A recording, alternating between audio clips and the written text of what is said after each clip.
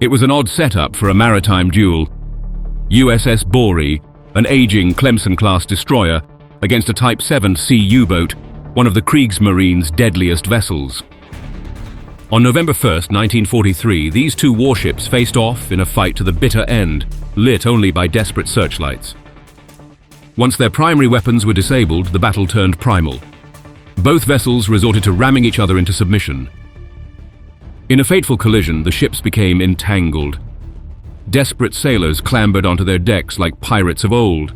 The crews fought deck to deck with handguns and whatever weapons they could find. Below the deck of USS Borie, another frantic battle raged. While the sailors fought above, the crew struggled to keep their vessel afloat after the devastating clash had torn a massive hole in her hull. As Borie threatened to sink, US sailors crashed into unprecedented hand-to-hand combat with the Germans. Both sides refused to surrender under any circumstances. This savage clash would go down in history as one of the most brutal naval confrontations of the war. Some survivors would perish after the fight from sheer exhaustion.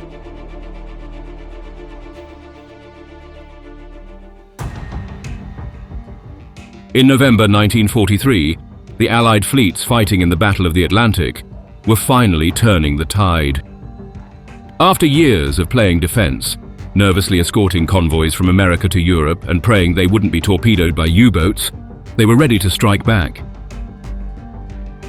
Germany's U-boat numbers had been dwindling for some time now. The Royal Canadian Navy's remarkable expansion and modernization, the increased deployment of American task forces and cutting-edge anti-submarine technology had cornered the Kriegsmarine, making their mission to disrupt supply lines increasingly difficult.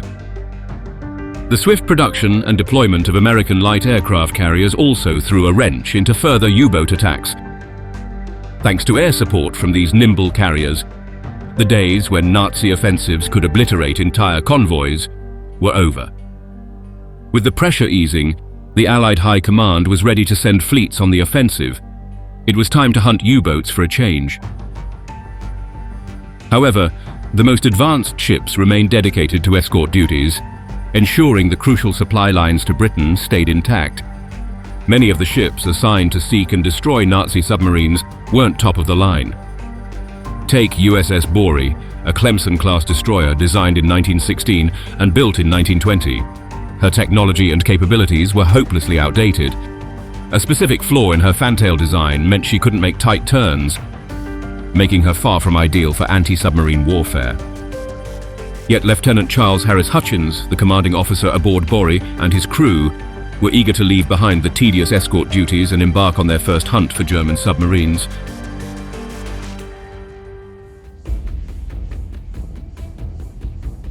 At just 30 years old in 1943, Hutchins was the youngest commander of a destroyer in the entire US Navy. After successfully escorting a convoy to Casablanca, in June 1943, Borie was tasked with escorting another convoy back west, this time led by a light aircraft carrier. Captain Arnold J. Isbell commanded the aircraft carrier and the entire convoy operation. Shortly after they left port, Isbell shared his bold plan with Hutchins.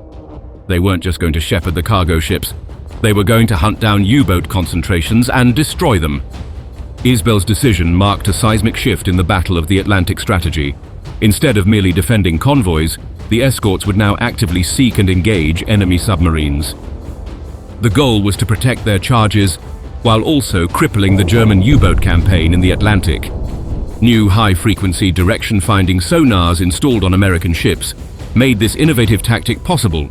Dubbed Huff Duff by sailors, this advanced sonar system vastly improved the accuracy and reliability of detecting and identifying submarine groups.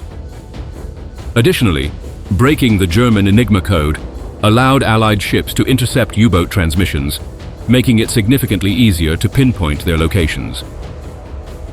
From that point on, Isbell and Hutchins formed a specialized unit with a singular mission: hunt down U-boats before they could strike. The once purely defensive operations now had a lethal edge, turning the hunters into the hunted.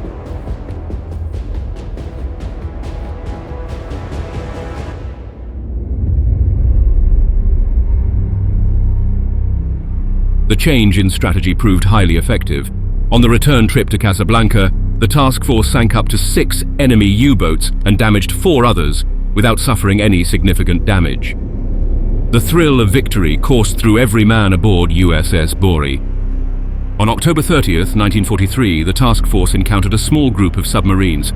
They swiftly engaged and sank one vessel before it could submerge, but the other 2 managed to escape. Isbell had a gut feeling that one of the fleeing U-boats was a precious milk cow. Officially designated Type 14th U-boats, these vessels were crucial to the German Navy's strategy of sustained underwater warfare in the vast Atlantic.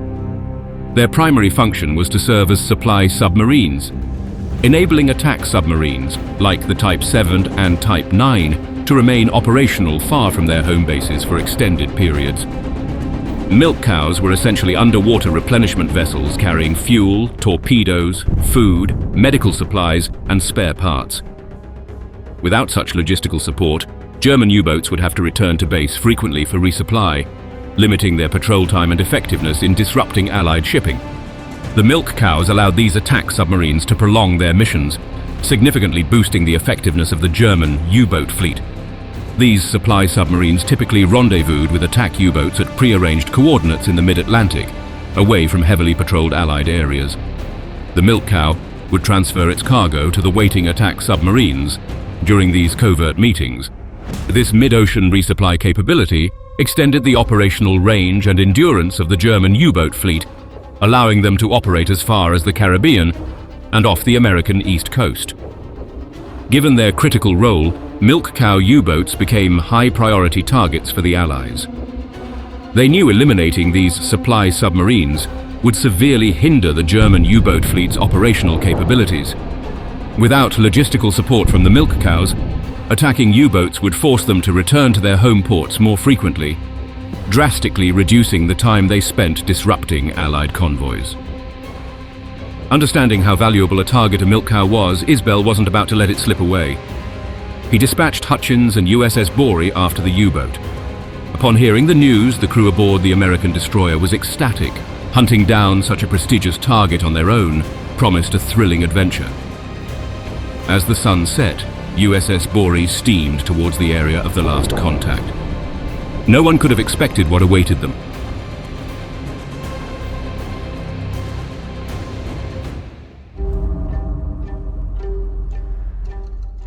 On November 1st, 1943, as the sun dipped below the horizon, the sea grew restless, and the lone American destroyer, USS Borie, combed the waters in search of lurking submarines.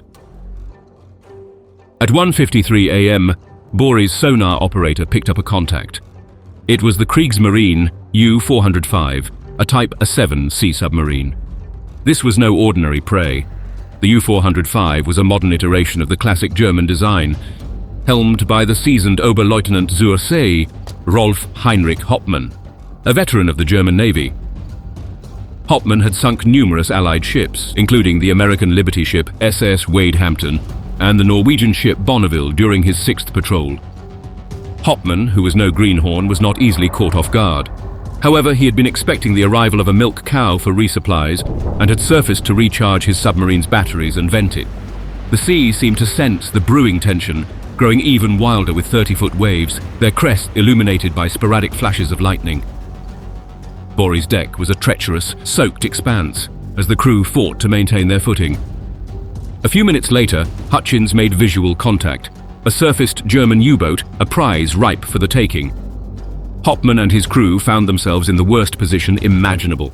The U-boat's advantage lay in its ability to submerge, and they needed to dive quickly to survive.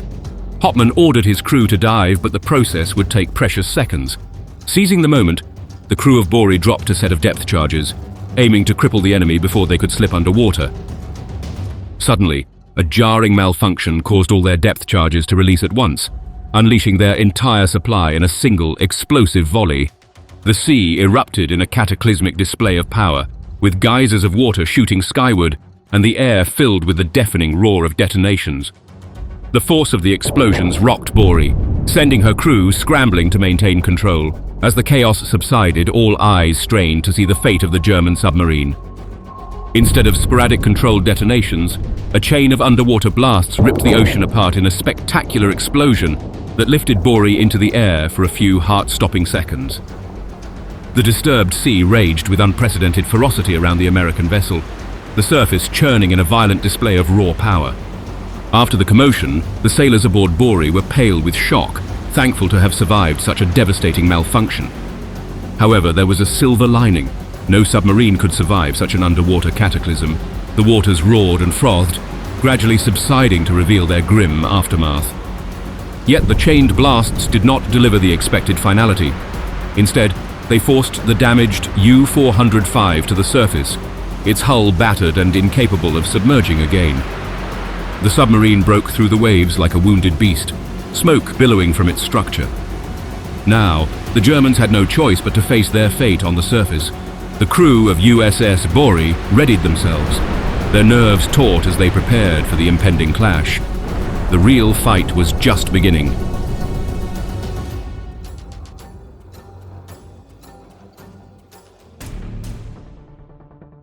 As Borie's crew spotted the U-boat, they turned and began an intense pursuit.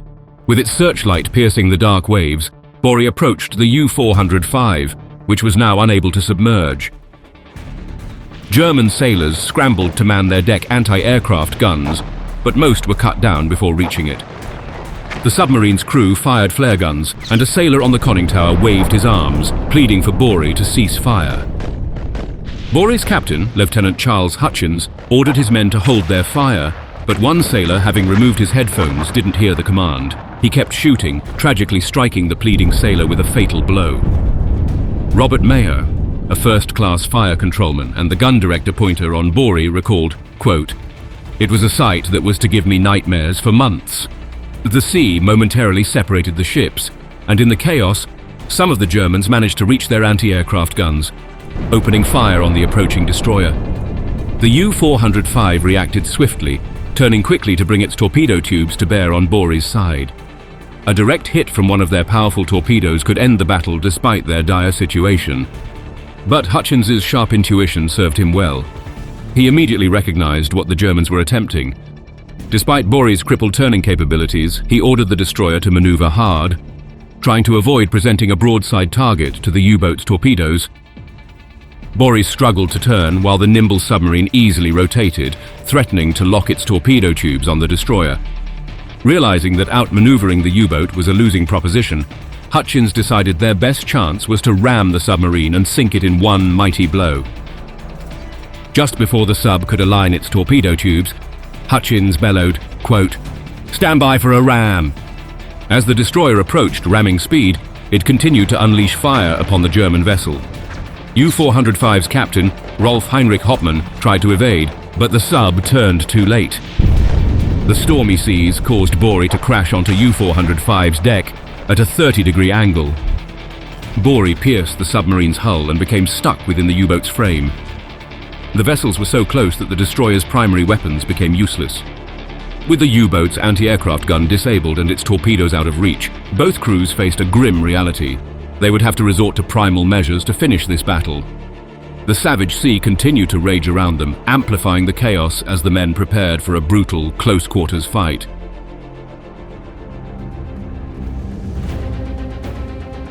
Steam, fire, and roaring waves engulfed the fighting seamen. The muzzle flashes and the destroyer's searchlights were the only sources of light in the fierce battle. The noise of cracking steel, gunfire, and desperate shouting invaded the scene. Sailors used every weapon available, sidearms, pistols, and shotguns reserved for mutiny. In this fight, everything was fair game. Reports suggest the Germans hurled hand grenades while a daring American sailor took down an enemy by throwing a knife. Even flare pistols were fired at the opponent's decks. It was a scene never before witnessed in modern warfare. Maher would later write, quote, "It looked more like a Hollywood epic than an actual battle." Below the decks of Borie, another struggle unfolded. During the impact, one of the submarine's diving planes had punctured the destroyer's hull, and the engine rooms quickly flooded. The crew desperately fought to halt the flood. They sealed off compartments, used pumps to remove water, and reinforced bulkheads to prevent further ingress. They resorted to desperate measures like blocking the breach with mattresses and anything they could find to slow the water flow. The engine room staff were half submerged, with water running up to their waists. Remarkably, one of the engines kept working, and the turbine continued to operate completely underwater for a while.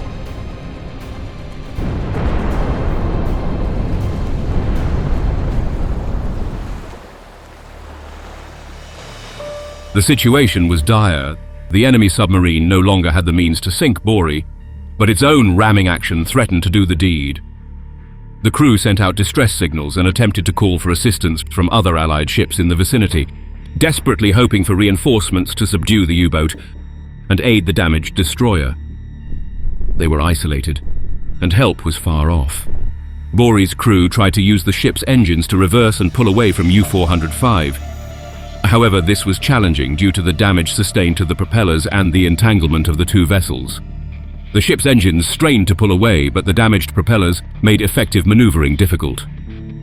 With the steering gear damaged, the crew resorted to manual steering to navigate the ship. Coordination between the engine room and the helm was critical, as they had to carefully time engine thrusts and steering adjustments to extricate the bow from the submarine. Crew members used available tools and equipment to physically push and pry the ships apart. They wielded poles, crowbars, and other implements, trying to create enough space to separate the vessels. Working from the deck, they were often exposed to enemy fire. Borie's crew continued to lay down suppressive fire to prevent the Germans from exploiting the situation.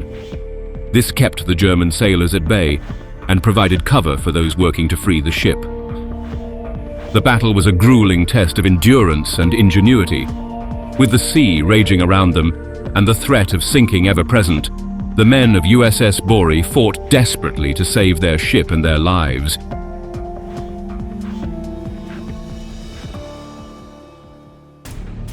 After the 10 longest minutes of their lives, the U-boat finally freed itself from the destroyer. It quickly turned to aim its torpedoes at Borie. As soon as it fired, the torpedo missed.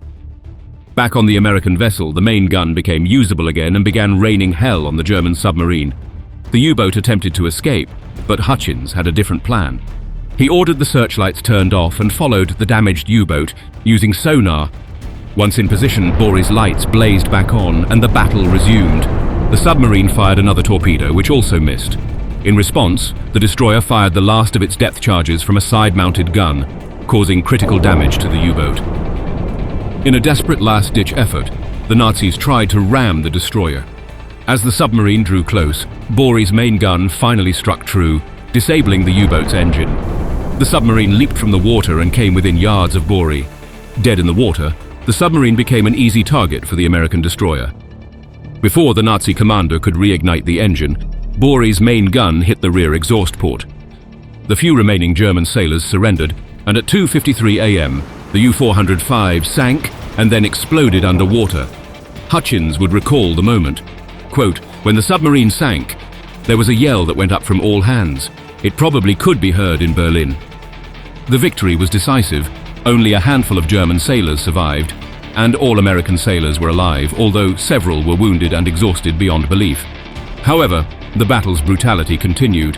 The few German sailors who had managed to abandon the submarine were crushed when Borie zigzagged to avoid a torpedo from another U-boat that arrived later at the scene, inadvertently hitting rafts of survivors. The German threat was eliminated, but Borie was still sinking. By that point, Borie was struggling to stay afloat.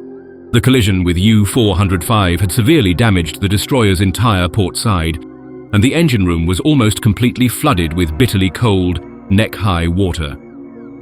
While the crew scrambled valiantly to keep the power on during the engagement with U-405, eventually the electrical system died. Sailors began dumping equipment, weapons and ammunition overboard, and salt water contaminated both the fuel and the boiler's water supply. By 9 a.m. on November 1st, Borie's last turbine stopped functioning. Despite the tremendous hardship, some ingenious radio men managed to get an auxiliary generator working long enough to message USS Card, quote, "Commenced sinking."